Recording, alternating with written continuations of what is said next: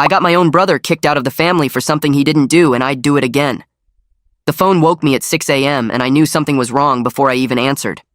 My mother Aitana's name lit up the screen, and when I picked up, her voice was shaking so bad I could barely understand her. "Someone stole the retirement fund," she said. "Every penny your father and I saved. Gone." I sat up in bed trying to make sense of what she was telling me.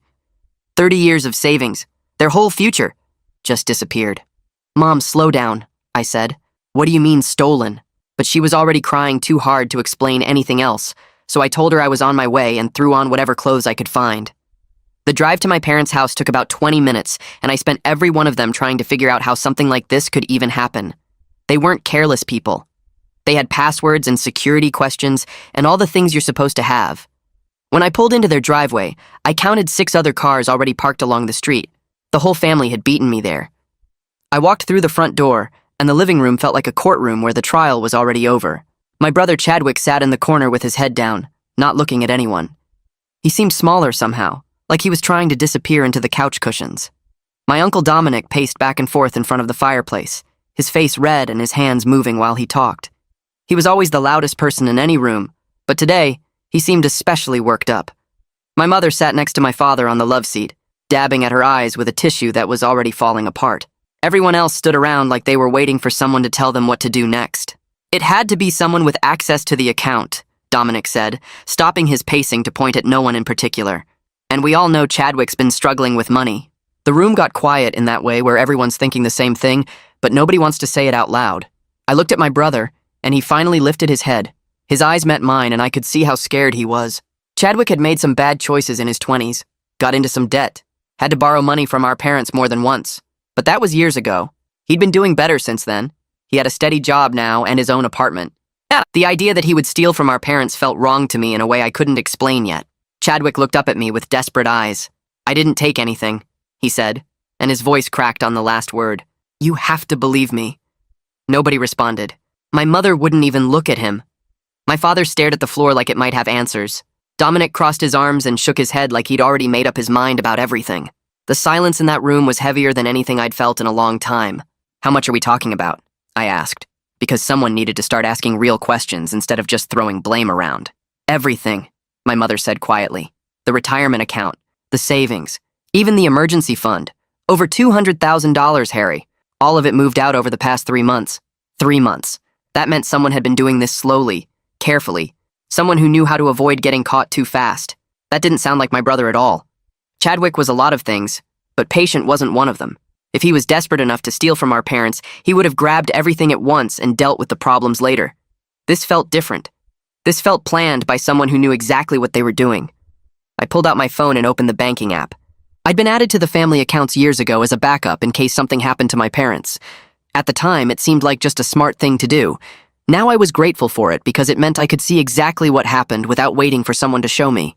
I scrolled through the transfer records, looking at each one carefully. The amounts were different every time, ranging from a few $100s to several thousand, but they all came from the same place.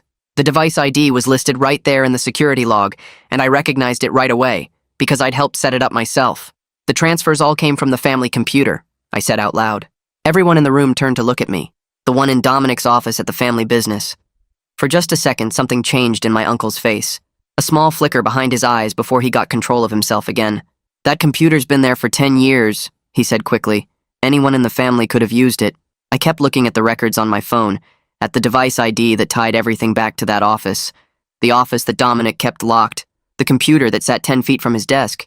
The same computer that my uncle used every single day to run the family business. I didn't say anything else right then, but I made a mental note of how fast he was to point fingers at my brother, and how hard he was working to make sure nobody looked anywhere else. The moment I mentioned Dominic's office, he shut me down fast. "You're just protecting your little brother like you always do," he said, and his voice had that reasonable tone that made me sound crazy for even suggesting anything. "You can't see the truth because you're too close to it." I looked around the room for someone to back me up, but my own mother was nodding along with him like everything he said made perfect sense. So I kept my mouth shut for the moment, but I started digging. Dominic had been the one pushing hardest to blame Chadwick from the very start. That felt wrong to me. I made copies of everything I could find on my phone before anyone thought to delete the evidence. The next family meeting was scheduled for 4 days from now. I planned to be ready. The next 4 days felt like the longest of my life, and I spent most of them on the phone trying to get someone in my family to listen to me. I started with my aunt on my mother's side, thinking maybe someone outside of Dominic's direct influence would be willing to hear what I had to say. But the second I brought up the computer in his office, she cut me off. "Dominic already explained everything," she said with this tired sigh like I was a child who couldn't accept the obvious. "Why are you still defending Chadwick?" I tried to explain about the device ID and how the transfers were all linked to that one computer, but she wasn't interested. She told me that Dominic had called her the day before and walked her through the whole situation. According to him, Chadwick had been using the office computer whenever he visited the business, which wasn't even true because Chadwick hadn't set foot in that building in over a year. But my aunt believed it, because Dominic said it. And that was apparently enough for her.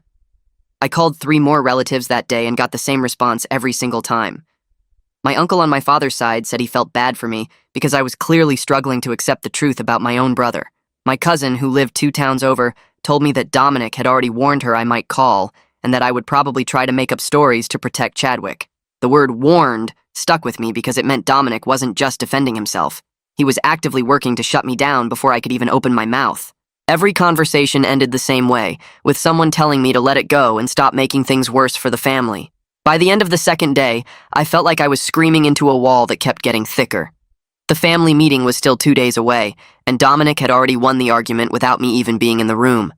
I drove to my parents' house on the 3rd day because I needed to see my mother face to face.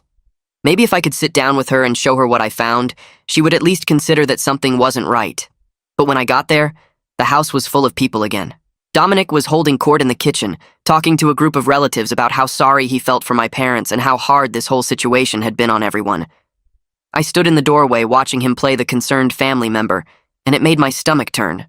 That's when my cousin Vicente appeared at my side. He was younger than me by a few years, quiet most of the time, and usually stayed out of family drama. But he grabbed my elbow and pulled me toward the back hallway where nobody else could hear us. "I believe you're onto something," he whispered, and his eyes kept darting toward the kitchen like he was scared someone might catch us talking. "But Dominic's been telling everyone you're in denial. He says you can't accept that Chadwick did this because you two have always been close." I felt a tiny bit of hope for the first time in days. At least one person in this family could see through the act. "Vicente, the transfers all came from his computer, the one in his locked office." "How is nobody asking questions about that?" Vicente shook his head slowly. "Because he has an answer for everything. He told people that Chadwick used to come by the office sometimes and that he must have done it when nobody was watching. And everyone believes him because he's Dominic. He's been running the family business for 20 years. People trust him." I wanted to punch a wall. Dominic had spent decades building up his reputation as the reliable one, the responsible one, the guy who always had the family's best interests at heart. And now he was using all that trust to destroy my brother's life. Vicente squeezed my arm and looked me in the eyes. "Be careful, Harry. I don't know what's really going on here, but Dominic is 3 steps ahead of you.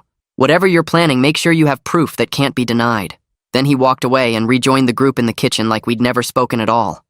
I stayed in that hallway for a minute trying to figure out my next move. Vicente was right about one thing. I needed better proof. The device ID alone wasn't enough because Dominic had already created a story to explain it away. I needed something that couldn't be twisted or denied. That night I sat at my kitchen table with my laptop open and went through the bank records again, line by line, looking for anything I might have missed the first time. I pulled up the timestamps on each transfer and compared them to what I remembered about Chadwick's schedule. My brother worked a regular job with set hours, and I knew for a fact that he'd been at work during some of the times the transfers supposedly happened. But when I looked closer at the records, something seemed off. The timestamps had been changed. I could see it in the metadata, in the small details that most people wouldn't know to look for. Someone had gone into the records and altered the times to make it look like the transfers happened when Chadwick was at our parents' house for dinner or visiting on a weekend. The original times were different. The original times were during business hours, when Chadwick would have been at his job across town. Someone had deliberately made my brother look guilty by changing the evidence after the fact. I sat back in my chair and stared at the screen for a long time. This wasn't just about stealing money anymore. This was about framing someone for a crime they didn't commit. And the only person who had access to those records, the only person who could have made those changes, was the same person who controlled the family business and that locked office. Dominic wasn't just a thief. He was setting up my brother to take the fall for everything. The next morning, I drove back to my parents' house with my laptop. I had screenshots of everything, the original timestamps and the altered ones, laid out side by side so anyone could see the difference. I found my mother Aitana in the kitchen making coffee, and she looked tired in a way I hadn't seen since my grandfather passed away. The stress of the past week was wearing her down, and part of me felt bad for adding to her burden. But I couldn't let Chadwick go down for something he didn't do. "Mom, I need to show you something," I said, setting the laptop on the counter. "Just give me 5 minutes, please." She turned to look at me and her expression was already closed off. "Harry, I don't want to do this again. I know, but this is important. Someone changed the records to make Chadwick look guilty. The timestamps were altered after the transfers happened. I can prove it." I started to turn the laptop toward her, but she held up her hand before I could even open the file. "Dominic already told us you'd try this," she said, and her voice was so sad it almost broke me. "He said you'd fabricate evidence to protect your brother. He said you wouldn't be able to help yourself because you've always taken care of Chadwick, even when he didn't deserve it." I felt like the floor had dropped out from under me. My own mother was looking at me like I was the problem, like I was the one hurting the family by refusing to accept the obvious truth. "Mom, I didn't fabricate anything. These are real records. The metadata doesn't lie." She shook her head and turned back to her coffee. "I can't do this, Harry. I can't keep going back and forth while your father and I are trying to figure out how to survive without our retirement. Dominic has been helping us through this. He's been there for us. And all you've done is make accusations and cause more pain." I stood there with my laptop in my hands feeling like I'd already lost. Dominic had gotten to everyone before me. He'd poisoned the well so thoroughly that anything I said would just confirm his story about me being in denial. I drove home in silence, trying to figure out what to do next. That night, I was lying in bed staring at the ceiling when my phone buzzed with a text message. It was from Chadwick, and when I read it, my heart sank even lower than I thought possible. "They're talking about pressing charges," the message said, "against me, for something I didn't do." I called him immediately. He picked up on the first ring, and I could hear how scared he was just from the way he said hello. "Who told you that?" I asked. "Dad called me an hour ago. He said Dominic convinced him that pressing charges is the only way to get the money back. They think if they take me to court, I'll crack and tell them where I hid everything." His voice was shaking. "Harry, I don't have their money. I never touched it. But nobody believes me except you." I gripped my phone so hard my knuckles turned white. Dominic wasn't just going to let Chadwick take the blame. He was going to send my brother to prison to cover up his own crime. And if I didn't find a way to stop him, it was going to work. Dominic had poisoned everyone against me before I even opened my mouth, turning my own family into witnesses for his defense instead of mine. He knew exactly what I'd find in those records, which meant he knew exactly what he was hiding and had already built his walls before I could knock them down. Vicente was the only one who would listen, and even he was scared to speak up in front of the rest of the family. But I noticed something in those altered timestamps that Dominic had missed. The changes came from the same device that made the original transfers, which meant the digital fingerprints were identical. And I could prove it if I had the right software and 10 minutes alone with his computer. The family business had a board meeting scheduled for Friday morning at 10. Everyone would be in the conference room going over quarterly reports. Everyone except me, since Dominic had already convinced them I shouldn't be involved in sensitive family matters until the situation with Chadwick was resolved. I called Vicente that night and told him what I needed. At first he was quiet on the other end of the line, and I could tell he was weighing the risks against what we might find.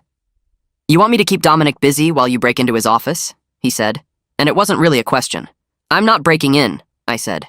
"The office is in a building my family owns. I have every right to be there." Vicente laughed, but it wasn't a happy sound. "Try telling that to Dominic when he catches you going through his computer." I waited while he thought it over.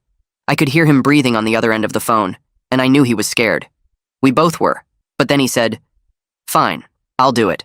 But you better find something good in there, Harry, because if you don't, we're both going to look like idiots and Chadwick is still going to prison." I told him I understood the stakes, and we made a plan for Friday morning. Vicente would show up to the board meeting a few minutes early and corner Dominic with questions about the budget reports. He said he could keep him talking for at least 15 minutes if he played it right, maybe longer if he pretended to be confused about some of the numbers. That would give me enough time to get in, find what I needed, and get out before anyone noticed I was there. The night before the meeting, I barely slept at all. I kept running through everything that could go wrong, all the ways this could blow up in my face and make things even worse for Chadwick. But I also kept thinking about my brother sitting alone in his apartment, waiting to find out if his own family was going to send him to prison for a crime he didn't commit. That thought was enough to push me forward no matter how scared I was. Friday morning came too fast and not fast enough at the same time. I parked my car 2 blocks away from the family business so nobody would see it in the lot. The building was a small office complex that my father and Dominic had started together almost 25 years ago, back when they were young and still believed they could build something that would last for generations. Now it was just another piece of evidence in my uncle's betrayal. I watched from across the street as people started arriving for the meeting. My father's car pulled in first, then a few of the other board members who weren't family but had been with the company for years. Dominic showed up at 9:45, right on schedule, driving the fancy car he'd bought last year. At the time, I remember thinking he must have gotten a good deal on it somewhere.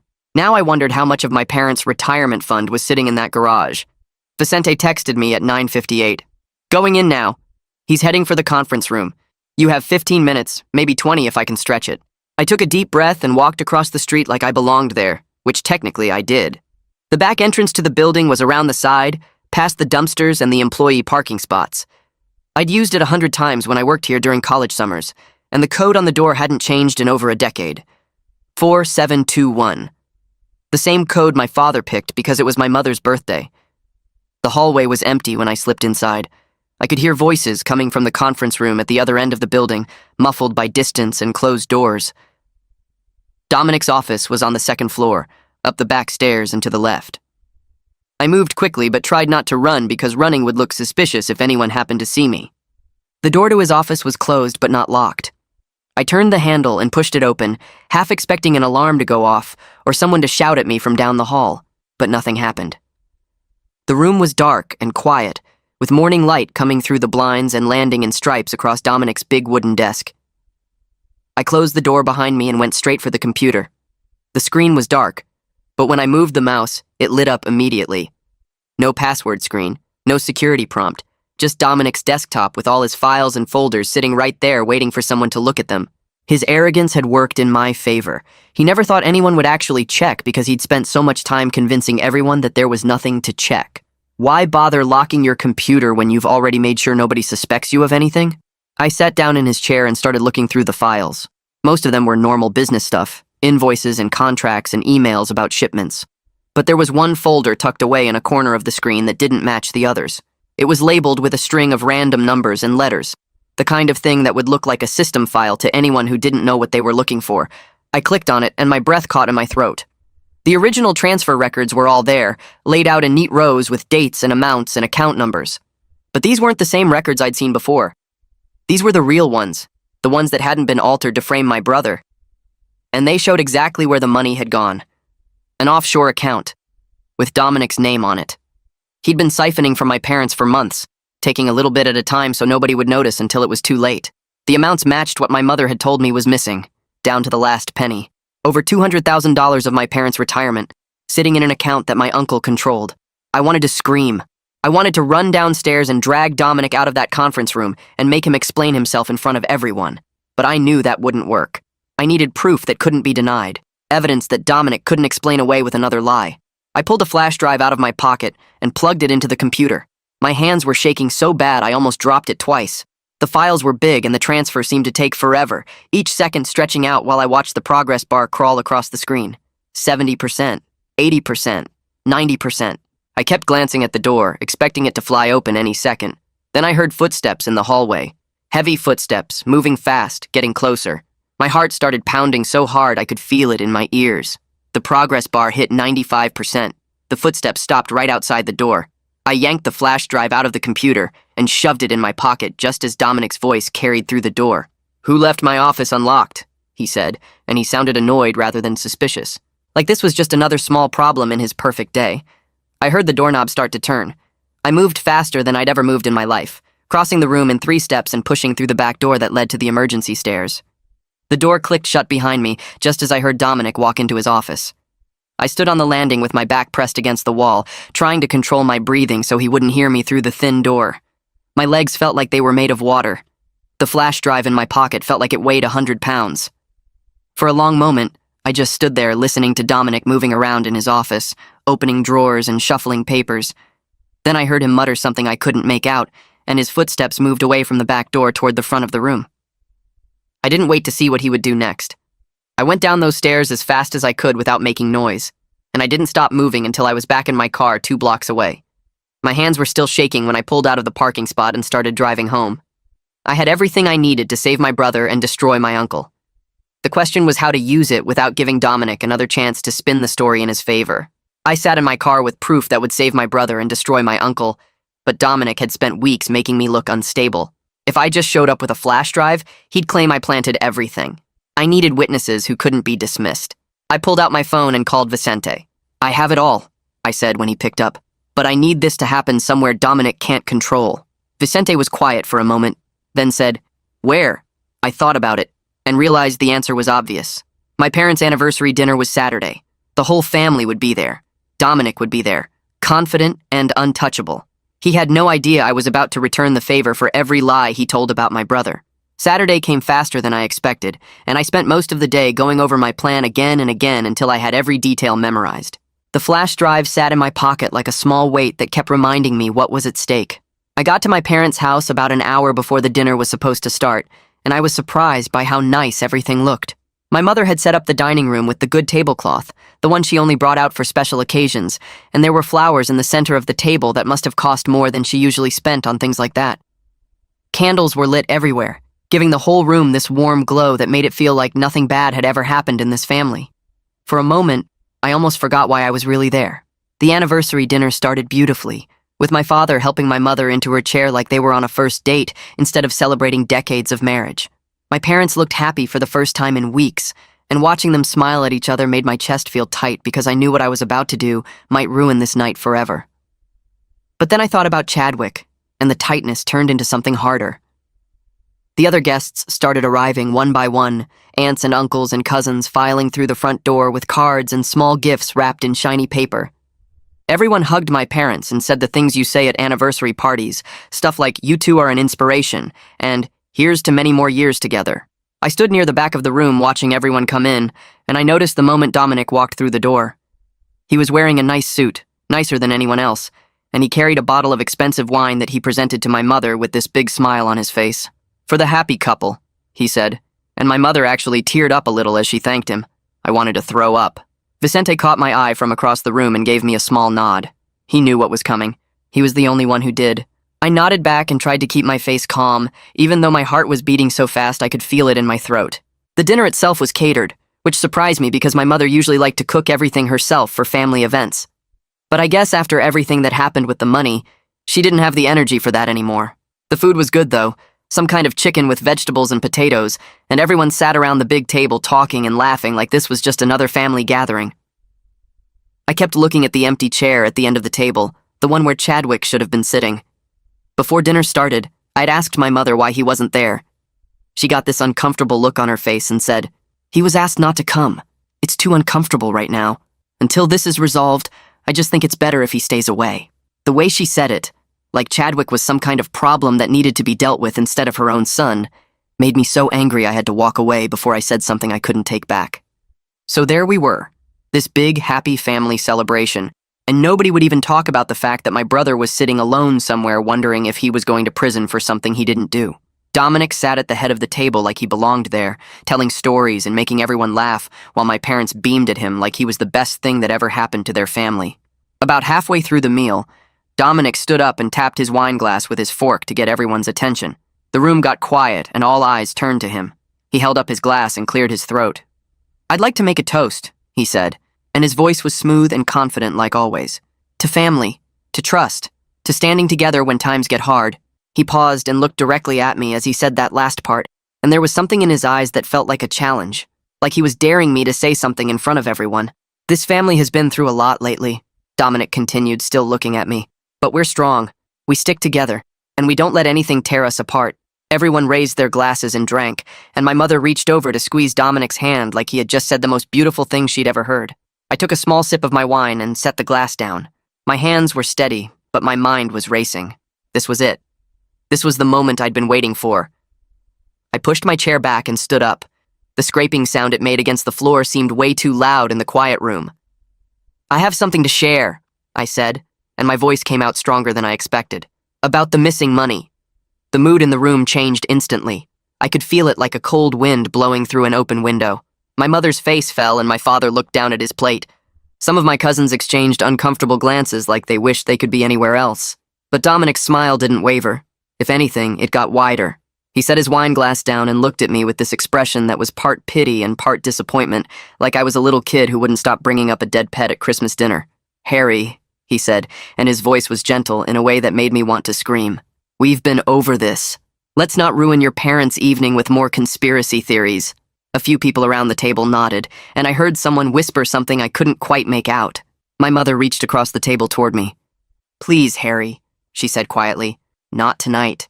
This is supposed to be a happy occasion." I looked at her face, at the pleading in her eyes, and for 1 second I almost sat back down. Every face at that table was looking at me like I was the problem, like I was the one hurting the family by refusing to accept the obvious truth. The room felt smaller than it had a minute ago, and I could feel the weight of everyone's judgment pressing down on me. Dominic was still smiling, still so confident that he had won this before it even started. He thought he knew exactly how this would go. He thought I would back down like I always did, that I would mumble an apology and sit back in my chair and let him keep running his story. But then I thought about Chadwick, alone at his apartment right now, probably staring at his phone waiting for news about whether his own family was going to destroy his life. I thought about the flash drive in my pocket with all the proof I needed. I thought about how Dominic had looked my father in the eye and lied about everything, and how he was going to keep lying until someone stopped him. I didn't sit down. Instead, I reached into my pocket and pulled out the flash drive, holding it up so everyone could see. "I'm not asking anyone to believe me," I said, keeping my voice as calm as I could even though my heart was pounding. "I'm asking you to look at the evidence that Dominic didn't want you to see." The room went completely silent. Nobody moved. Nobody breathed. Dominic's smile finally cracked, just a little bit around the edges, and for the first time since this whole thing started, I saw something like fear in his eyes. I pulled my laptop out of my bag and set it on the table in front of me, my hands surprisingly steady now that the moment was finally here. The flash drive clicked into the USB port, and I opened the files, turning the screen so everyone could see. Bank records filled the display, row after row of transfers with dates and amounts and account numbers that told the whole story. "These are the original records from Dominic's computer," I said. "The ones that show where the money really went." My mother leaned forward to look at the screen, and I watched her eyes move across the numbers. The bank records filled the screen, showing everything I had found in that office. The offshore account with its long string of numbers, the altered timestamps that had been changed to frame my brother, and right there at the bottom of each transfer, clear as day, was Dominic's digital signature on every single one. I scrolled slowly so everyone could see, pointing at each piece of evidence as it appeared. "This is the account where all the money went," I said. "Over $200,000 transferred in small amounts over 3 months. And this signature right here, this digital code, it can only come from one person, the person who set up the account in the first place." The room was so quiet I could hear the clock ticking on the wall behind me. My aunts and uncles were staring at the screen with their mouths open. My father had gone completely pale, his hands gripping the edge of the table like he might fall over if he let go. And Dominic, for the first time since I'd known him, looked like a man who had just realized he wasn't as smart as he thought he was, but he recovered fast, faster than I expected. He slammed his hand down on the table hard enough to make the dishes rattle, and when he spoke, his voice came out way too loud for the small room. "Those are fabricated," he said, and there was this edge to his words that I'd never heard before. "Harry's been trying to frame me since the beginning. I told all of you this would happen. I warned you he would make up evidence to protect his brother, and here he is doing exactly what I said he would do." He looked around the table at all the faces watching him, trying to find someone who would nod along like they always did. But nobody was nodding this time. Nobody was agreeing with him or shaking their heads at me. They were all just staring at the screen with these looks on their faces like they didn't know what to believe anymore. My mother was still leaning forward, her eyes fixed on the numbers. I watched her face change as she looked at the account information, really looked at it for the first time without Dominic's voice in her ear telling her what to think. Her forehead wrinkled and she brought her hand up to her mouth like she was trying to hold something back. Then she turned to look at Dominic, and her voice was small and confused when she spoke. "That's your account number, Dominic," she said, and the words hung in the air like something heavy that nobody wanted to catch. "I recognize it from when you helped us set up the business. You wrote it down for me on that little notepad I keep in the kitchen. I still have it somewhere." Dominic's face went through about 5 different emotions in the space of 2 seconds. Surprise, then anger, then fear, then something that looked almost like panic before he got control of himself again. He turned away from my mother and looked at my father instead, and I could see him switching tactics, trying to figure out a new way to spin this. "You're really going to believe this?" he said to my father, and now his voice had this hurt sound to it like he was the one being wronged. "After everything I've done for this family? After 20 years of building this business together, of being there for every birthday and every holiday, of helping out whenever anyone needed anything, you're going to throw all that away because Harry copied some files onto a flash drive?" My father didn't answer right away. He just sat there looking at the screen, then at Dominic, then back at the screen again. His face was hard to read, like he was having a whole conversation with himself inside his head that none of us could hear. I could see how much this was hurting him, finding out that his own brother might have done something this terrible.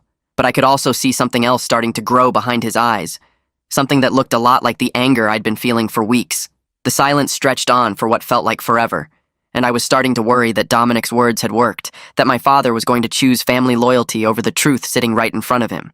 But then Vicente pushed his chair back and stood up from the table, and everyone turned to look at him. My cousin wasn't a loud person. He usually sat in the background at family events, listening more than talking, staying out of arguments whenever he could. So when he stood up and cleared his throat, people paid attention in a way they might not have for someone else.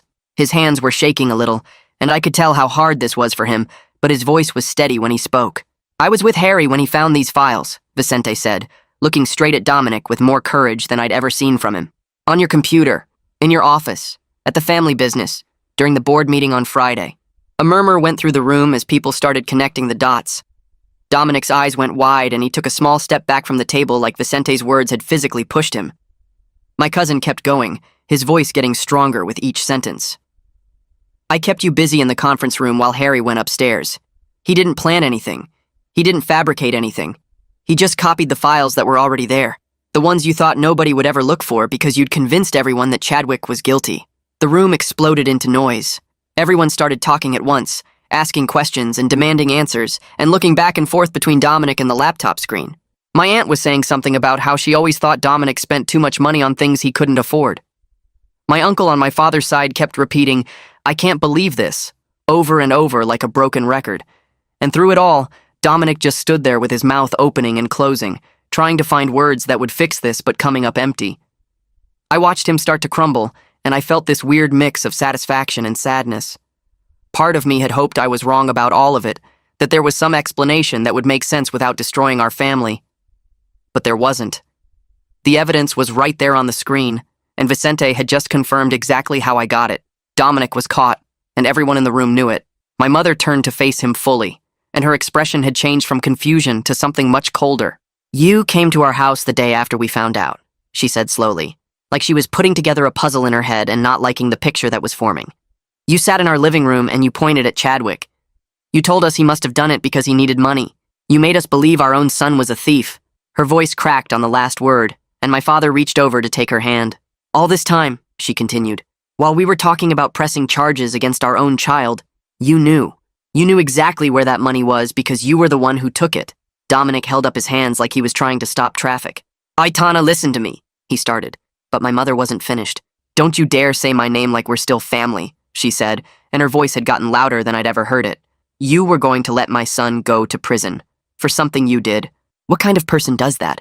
I stood there watching this unfold, feeling like I was in a dream where everything was finally going the way it should have gone from the beginning. All those days of being told I was crazy, of being shut down every time I tried to explain what I'd found, of watching my brother get pushed out of the family for a crime he didn't commit. All of it was worth it for this moment, for seeing the truth finally come out in front of everyone who had doubted me. My father stood up from his chair, and the room got quiet again. He was a big man, my father, and when he moved, people tended to pay attention. He walked around the table until he was standing right in front of Dominic, close enough that they could have touched if either one of them reached out. The two brothers faced each other, and I could see 20 years of history passing between them. All the business meetings and family dinners, all the holidays and birthday parties, all the trust that my father had placed in this man who turned out to be nothing like he pretended to be. Dominic's face had gone from angry to desperate, and I could see him trying to figure out what to say, what magic words might make this all go away. But there were no magic words. There was just the truth, sitting on my laptop screen for everyone to see. My father's voice was quiet when he finally spoke, but it carried through the silent room like thunder. "I want to hear you say it," he said. "I want to hear you admit what you did." The room split in half right in front of me. Some people were looking at Dominic with horror on their faces, like they were seeing him for the first time and didn't like what they saw. Others looked at me like I'd just set off a bomb at a birthday party, like I was the one who had ruined everything by bringing this up on such a special night. Dominic grabbed his jacket from the back of his chair and headed for the door, moving fast like he couldn't stand to be in that room for another second. "I don't have to listen to this," he said over his shoulder, his voice trying to sound confident, but coming out shaky instead. "When you all come to your senses, you know where to find me." But before he could reach the front door, My father moved to block his path. The two brothers stood face to face for the first time without all the pretending, without the masks they'd been wearing for each other all these years. 20 years of family dinners and business partnerships and holiday cards hung in the air between them, all of it balanced on whatever happened in the next 30 seconds. My father spoke first, and his voice was low and hard in a way I'd never heard from him before. "You told me my own son was a thief," he said, and each word landed like a punch. "You looked me in the eye and lied." The room was so quiet I could hear my own heartbeat pounding in my ears. Everyone was watching, barely breathing, waiting to see what would happen next. Dominic stood there facing my father, and for a moment it looked like he might try to keep up the act, might try one more time to spin some story that would make all of this go away. But then something changed in his face. The smooth confidence that he'd worn like a second skin for as long as I could remember just melted away. And what was left underneath was something ugly and raw and honest, for maybe the first time ever.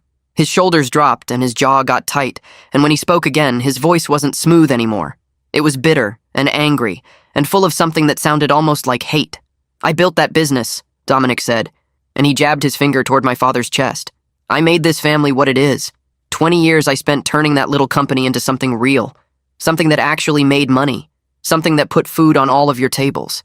And you think I was going to let it all go to waste on your retirement?" The words hung in the air like poison, and I watched my father's face change as he realized what his brother was really saying. This wasn't just about stolen money anymore. This was about resentment that had been building for decades, about Dominic feeling like he deserved more than he got, about all the times he smiled at family dinners while hating everyone around him. My mother stepped forward from where she'd been standing near the table, and her face was pale, but her eyes were steady. She looked smaller than usual somehow, like the weight of what was happening had pushed her down a few inches. But her voice was clear when she spoke, even though it was barely above a whisper.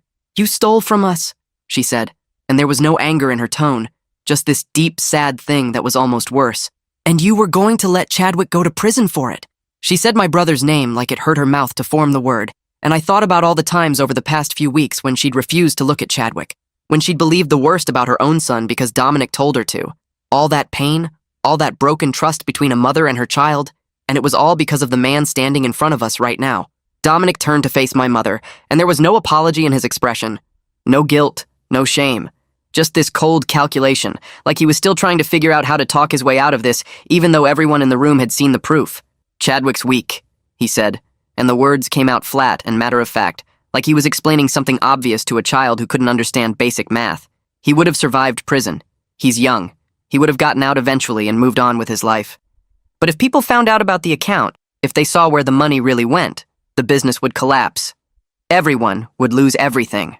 He looked around the room at all the faces staring back at him, and for a second I thought I saw something like genuine belief in his eyes, like he actually thought what he was saying made sense, like he honestly believed that sending my brother to prison was the reasonable choice, the smart choice, the one that protected the family better than telling the truth ever could.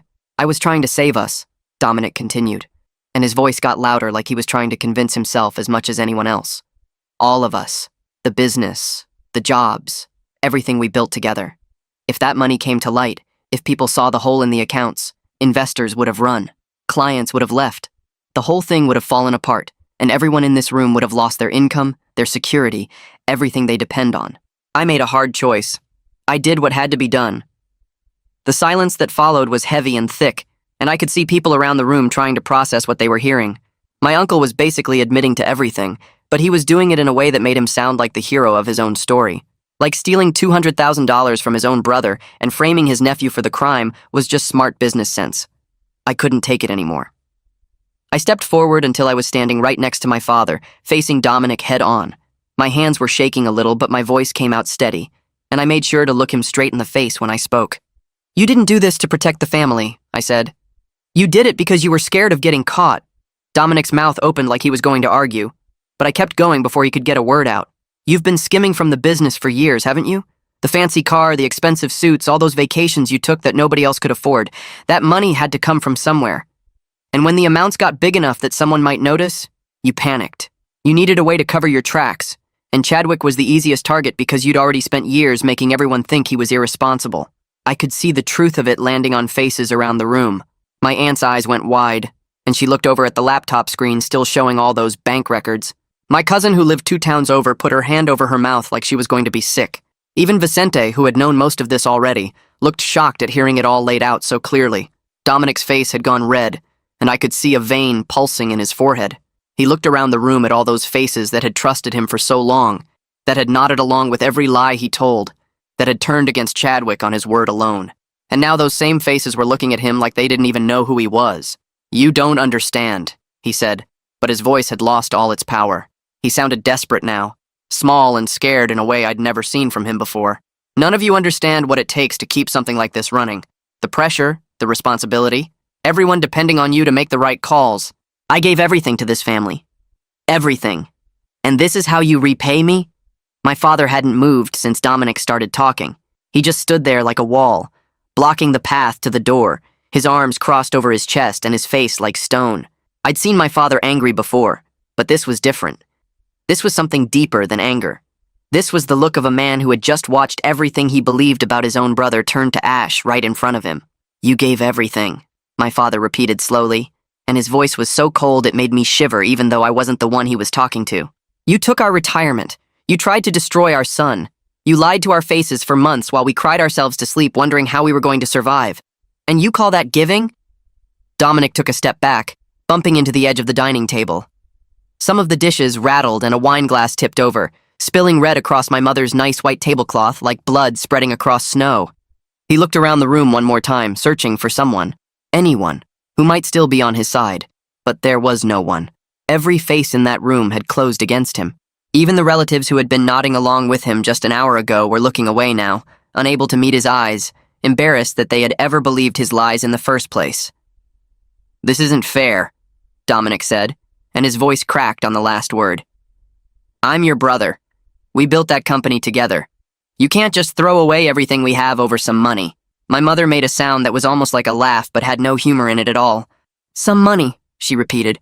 "Our entire future, our retirement, 30 years of saving every penny we could so we wouldn't have to worry when we got old. You call that some money?" She shook her head slowly, and when she looked at Dominic again, there was nothing left in her eyes but exhaustion and disgust. "I trusted you. I defended you to Harry when he tried to tell me the truth. I chose to believe you over my own son, over my own instincts, because I thought I knew who you were. I thought you were family." The word family seemed to hit Dominic harder than anything else that had been said.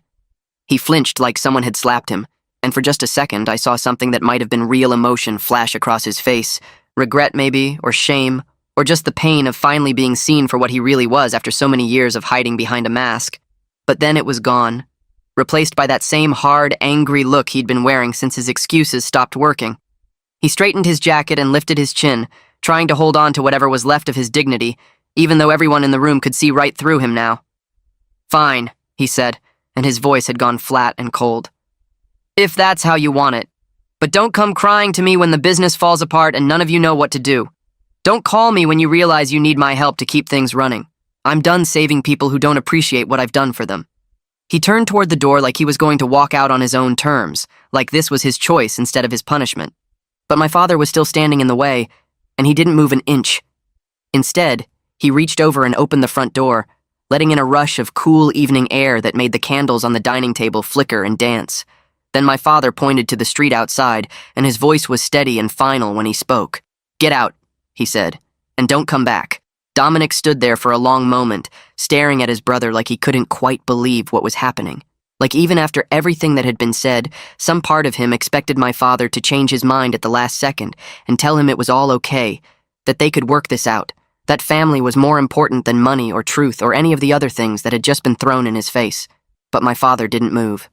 He just kept pointing at that open door, at the darkness waiting outside, at the end of everything Dominic had thought he could count on. And finally, after what felt like forever, Dominic walked through it. His footsteps echoed on the porch, then faded as he made his way down the driveway toward his fancy car that was probably bought with money he stole from us. Nobody said anything until we heard the engine start and the headlights sweep across the front windows as he backed out and drove away. Then my mother sat down heavily in the nearest chair and put her face in her hands, and my father closed the door and leaned against it like he needed something solid to hold him up. The anniversary dinner was ruined. The nice tablecloth was stained with wine, and the candles were burning down to nothing, and half the food on the table had gone cold while we were all too busy dealing with the truth to eat. But as I looked around at my family, at all the people who had finally seen what I'd been trying to show them for weeks, I felt something loosen in my chest that had been tight for so long, I'd forgotten what it felt like to breathe normally. Vicente came over and put his hand on my shoulder, and my mother looked up at me with tears streaming down her face. "Call your brother," she said, her voice breaking. "Tell him to come home."